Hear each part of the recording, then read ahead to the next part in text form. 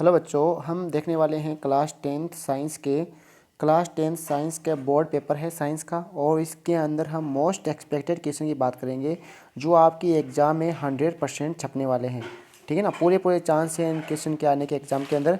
उन सभी क्वेश्चन को हम डिटेल से देखने वाले हैं, तो वीडियो में अंत तक बने रहिए। और वीडियो अच्छी लगे तो लाइक करना, चैनल को सब्सक्राइब करना, वीडियो को शेयर कर देना।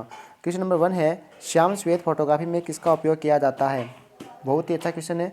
श्याम श्वेत फोटोग्राफी में किसका उपयोग किया जाता है। मैं क्वेश्चन को थोड़ा जूम कर लेता हूँ।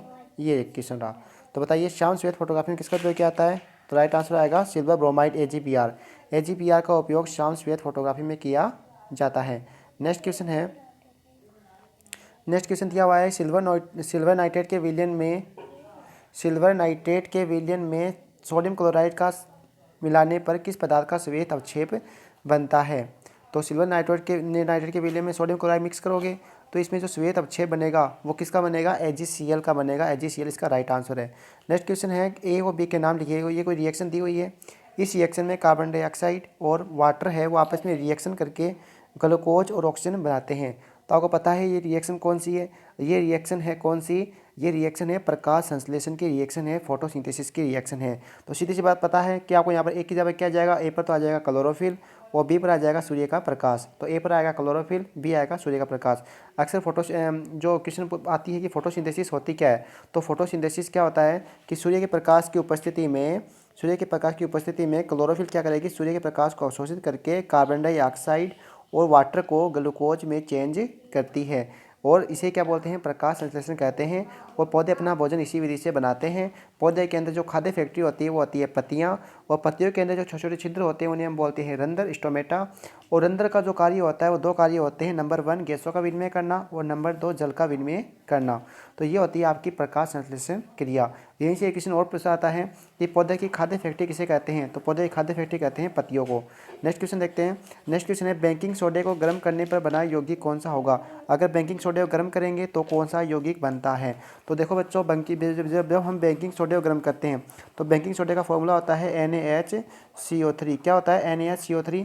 जब इसे गर्म करेंगे तो हमारे कौन से कंपाउंड बनेंगे। एक तो बनता है Na2CO3 सोडियम कार्बोनेट, प्लस साथ में बनेगा CO2 और प्लस साथ में बनेगा H2O।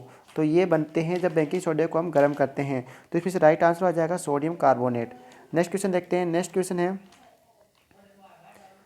क्वेश्चन दिया हुआ है कि मधुमक्खी के डंक का इलाज किससे किया जाता है। तो मधुमक्खी के डंक का इलाज किया जाता है किससे, सोडियम हाइड्रोजन कार्बोनेट बेकिंग सोडे से किया जाता है।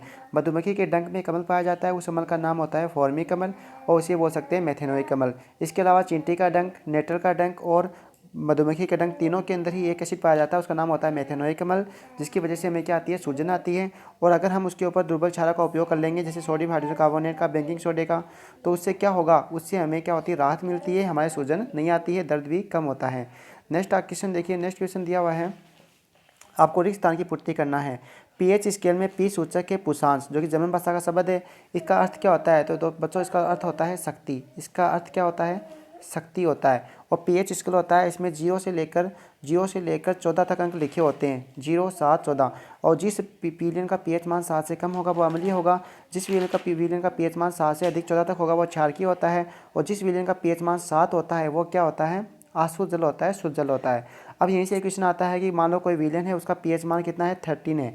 तो बताइए प्रबल अम्ल होगा या दुर्बल अम्ल होगा या प्रबल क्षारक होगा या दुर्बल क्षारक होगा। तो इसका राइट आंसर होगा ये प्रबल क्षारक होगा। इस तरफ बढ़ोगे तो प्रबल क्षारक, ठीक है ना, इस तरफ आओगे तो दुर्बल क्षारक। अब किसी कोई विलेन है, उसका पीएच मान 8 है, तो वो क्या होगा, दुर्बल क्षारक होगा।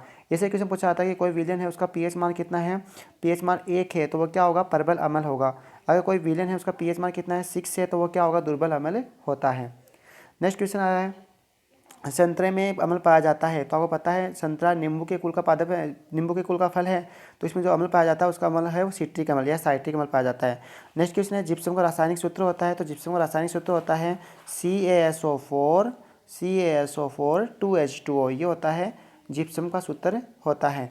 और जिप्सम को जब हम 373 केल्विन तापमान पर गर्म करेंगे तो इसमें से डेट अणु जल के निकल जाएंगे और क्या बन जाएगा, प्लास्टर ऑफ पेरिस बन जाता है, POP बन जाता है। अब जिप्सम में देखो ये जो जल के अणु है ना, 2, ये क्या निश्चित होते हैं, तो इन्हें हम क्या बोलते हैं, क्रिस्टलन जल बोलते हैं, क्रिस्टलन का जल कहते हैं। तो जिप्सम के अंदर क्रिस्टलन के जल के कितने अणु होते हैं, 2 अणु होते हैं। नेक्स्ट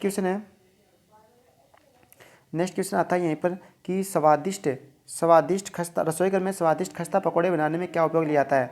तो रसोई घर में स्वादिष्ट खस्ता पकौड़े बनाने में काम में लिया जाता है बेकिंग सोडा, और बेकिंग सोडा का फॉर्मूला होता है NaHCO3। इसे बेकिंग सोडा कहते हैं, इसे धोने का सोडा कहते हैं, इसे मीठा सोडा कहते हैं, इसे खाने का सोडा कहते हैं, इसे सोडियम हाइड्रोजन कार्बोनेट कहते हैं, इसे सोडियम बाइकार्बोनेट कहते हैं। ठीक ना, ये बेकिंग सोडा है। सॉरी दोबारा देख लेना, इसको बोलते हैं baking soda, sodium hydrogen carbonate, खाने का सोडा, मीठा सोडा, ये सब किसे कहा जाता है, NaHCO3 को कहा जाता है, और इसे ही सोडियम बाइकार्बोनेट भी कहते हैं। नेक्स्ट क्वेश्चन है बहुत ही अच्छा क्वेश्चन है कि क्वेश्चन को थोड़ा बड़ा कर लेता हूँ। क्वेश्चन है कि विद्युत अपघटनी परीक्षण में शुद्ध धातु विद्युत अपघट्य से किस पर निक्षेपित होती है। तो विद्युत अपघटनी परीक्षण में आपको पता है कि विद्युत अपघटनी परीक्षण के अंदर क्या करते हैं, अशुद्ध धातु को तो बनाते हैं कैथोड और अशुद्ध धातु को बनाते हैं एनोड, ऐसे होता है ना। अशुद्ध धातु को तो बनाते हैं हम क्या, एनोड, और शुद्ध धातु को बनाते हैं कैथोड। और अशुद्ध धातु होगी वो जब इसमें विद्युत प्रवाहित करेंगे तो अशुद्ध धातु इस विलयन में घुलना स्टार्ट हो जाती है, और शुद्ध धातु उतनी मात्रा में कैथोड के ऊपर निक्षेपित होना स्टार्ट हो जाती है। तो हम विद्युत अपघटनी परीक्षण में शुद्ध धातु विद्युत अपघट्य से कैथोड पर निक्षेपित होती है। राइट आंसर क्या होगा, कैथोड। और लास्ट में क्या होता है, जो सोडिया होती है वो एनोड के नीचे जम जाती है, इसे हम क्या बोलते हैं, एनोड पंख कहते हैं। नेक्स्ट क्वेश्चन है, जो धातुएं कठोर सतह से टकराने पर आवाज़ पैदा करती हैं क्या कहलाती हैं, ध्वनि कहलाती है, सोनोरस कहलाती हैं। आगे देखिए, आगे है सोल्डर किस किस का मिश्रण होता है। तो सोल्डर है, यह होता है लेड और टिन, सोल्डर लेड और टिन का मिश्रण होता है। नेक्स्ट क्वेश्चन, एनोडीकरण किसे कहते हैं, इसका उपयोग क्या होता है। एनोडीकरण क्या होता है, एल्यूमिनियम होता है, एल्यूमिनियम के ऊपर ऑक्साइड की परत चढ़ाई जाती है, जिसे क्या बन जाता है, एल्यूमिनियम ऑक्साइड बन जाता है। फिर यही एल्यूमिनियम ऑक्साइड क्या करता है, उस एल्यूमिनियम धातु की संक्षारण से रक्षा करता है, इसे क्या कहते हैं, एनोडीकरण कहते हैं, और इसका उपयोग बर्तनों को संक्षारित होने से बचाने के लिए किया जाता है। नेक्स्ट क्वेश्चन है, तांबे की विद्युत अपनी पेश का नामांकित चित्र बनाइए। एनोड पंख किसे कहते हैं, तो आपको चित्र बनाना है ये वाला, ऐसे चित्र बनाओगे। यहाँ पर दो लाइक लागोगे क्या लागोगे, कैथोड, काम पूरा, एक बनाओगे एनोड, एक बनाओगे कैथोड, है ना। और फिर इस विलयन के विद्युत प्रवाहित करोगे तो अशुद्ध धातु विलयन में घुल जाएगी, शुद्ध धातु कैथोड पर निक्षेपित हो जाएगी, और इसके अंत में क्या अशुद्धि जम जाएगी, इसे क्या कहते हैं, एनोड पंख कहते हैं। ठीक है ना। आगे देखो, धातु और धातु में क्या अंतर है। तो धातु और धातु में बहुत सारे अंतर हैं बताने में, तो लेकिन डिस्कस कर ही लेते हैं। धातु होती हैं कठोर होती हैं, लेकिन लिथियम सोडियम पोटेशियम क्या होती है, मुलायम होती हैं। और अधातु क्या होती हैं, अधातु क्या होती हैं, ये होती हैं कठोर नहीं होती हैं। नेक्स्ट होता है कि धातुएं होती हैं विद्युत की सुचालक होती हैं, जबकि अधातु विद्युत की सुचालक नहीं होती हैं।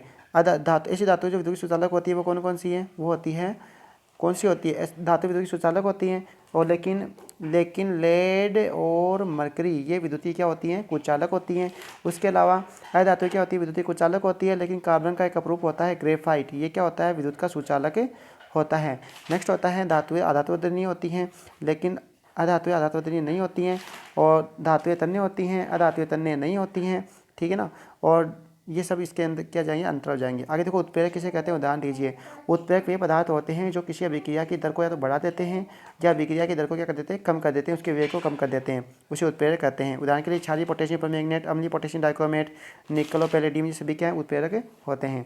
तो बच्चों आज की वीडियो में इतना ही। वीडियो आपको अच्छी लगी तो लाइक करना, चैनल को सब्सक्राइब करना, वीडियो को शेयर करना।